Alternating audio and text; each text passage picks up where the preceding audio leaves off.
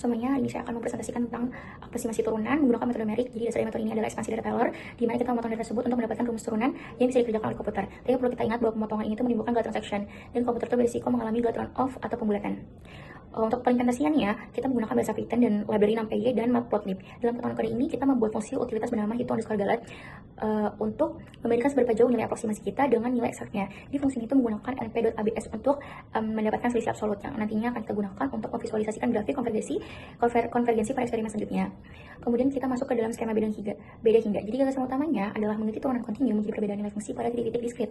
Ada dua jenis turunan yang kita bahas, ada turunan pertama dan turunan kedua. Kita menggunakan metode maju, mundur, dan sentral, di mana metode sentral memiliki tingkat akurasi yang lebih tinggi dengan order konvergensi kuadratik. Jadi demikian penjelasan singkat mengenai landasan teori dan karangan kode yang kami gunakan. Terima kasih atas perhatiannya.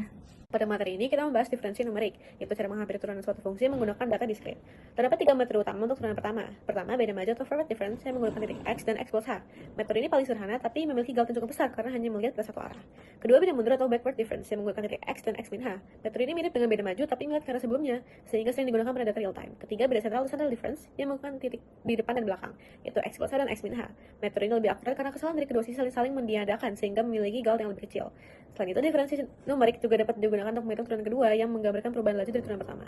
Kesimpulannya, semakin kompleks metode yang digunakan seperti beda sentral, maka hasilnya akan semakin akurat dibandingkan metode sederhana seperti metode beda maju dan mundur. Halo semua, jadi kita bahas cara menghitung turunan kedua secara numerik menggunakan metode 3 titik. Yang pertama, metode pertama, forward difference. Nah, rumus ini kita pakai di awal data dan cuma tahu titik depannya X, X tambah H, dan X tambah 2H.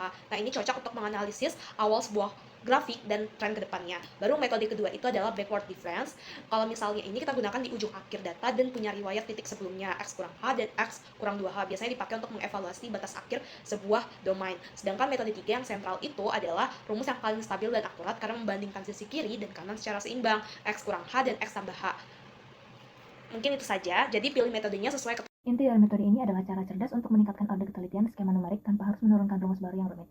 Caranya adalah dengan menggabungkan dua hasil estimasi untuk menghilangkan suku galat atau error yang paling dominan. Secara sistematis, rumus yang digunakan adalah D sama dengan D dikali H per 2 tambah D kali H per 2 kurang D dikali H per 3. Dalam implementasi kode Python, tujuannya adalah satu, menaikkan akurasi dari order 2 menjadi order 4 secara instan. Dan studi kasus dan kesimpulannya adalah untuk menguji performanya, kami menggunakan 3 jenis fungsi, yaitu fungsi eksponensial, fungsi trigonometri, dan fungsi logaritma.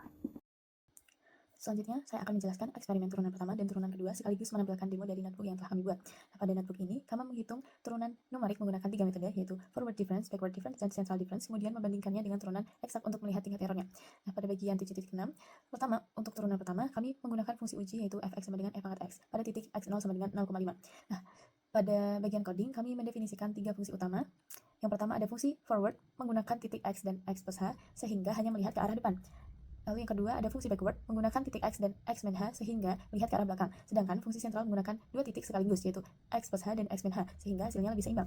Selanjutnya kami menentukan beberapa nilai h yaitu 0,1, 0,05, 0,01 dan 0,005. Program kemudian melakukan perulangan untuk setiap nilai h. Pada setiap iterasi, program menghitung turunan numerik menggunakan ketiga metode lalu dibandingkan dengan nilai eksak untuk mendapatkan error.